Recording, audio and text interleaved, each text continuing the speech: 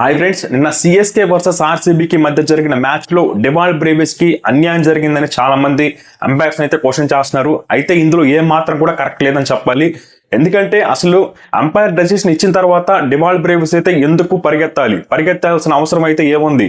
ఇక్కడ Dewald Brevis కి అయితే తను అయితే కొత్తగా వచ్చాడు యంగ్స్టర్, తనకైతే రూల్స్ అనేవి పెద్దగా తెలియదు అనుకుందాం.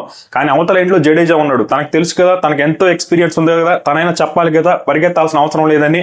ఎందుకంటే బాల్ ఒకసారి అంపైర్ డెసిషన్ ఇచ్చిన తర్వాత బాల్ అనేది ఆటోమేటిక్ గా డెడ్ అయిపోతుంది. ఆ తర్వాత 2 కాదు కదా 20 రన్లు పరిగెత్తినా అవి కౌంట్ లోకి రావు. ఒకవేళ డెవాల్డ్ బ్రేవిస్ ఇన్ టైంలో రివ్యూ తీసుకొని ఉన్నా తను పరిగెత్తిన రన్స్ అనేవి తన కౌంట్ లోకి వచ్చేవి కాదు. అలాంటప్పుడు పరిగెత్తాల్సిన అవసరం లేదు. ఇక్కడ టైమర్ గురించి కూడా చాలా మంది అంటున్నారు, మనకి టైమర్ అనేది టీవీ స్క్రీన్ మీద మొబైల్ స్క్రీన్ మీద రాలేదు, కానీ అక్కడ గ్రౌండ్ లో ఖచ్చితంగా పెద్ద పెద్ద స్క్రీన్స్ ఉంటాయి, అందులో ఖచ్చితంగా టైమర్ అనేది ఆన్ అయి ఉంటుంది. అసలు ఒకవేళ టైమర్ ఆన్ అవ్వాల్సిన అవసరం కూడా లేదు. తను నాట్అవుట్ అని తనకు అనిపిస్తే తను ఖచ్చితంగా ఇమీడియట్ గా రివ్యూ తీసుకోవాలి. అలా కాకుండా 2 రన్స్ పరిగెత్తి ఆ తర్వాత కాసేపు ఇద్దరు ముచ్చట్లాడుకొని ఆ తర్వాత రివ్యూ తీసుకోవడం కరెక్ట్ కాదు కదా ఎంతైనా. కాబట్టి ఖచ్చితంగా డెవాల్డ్ బ్రేవిస్ తప్పు ఇక్కడ.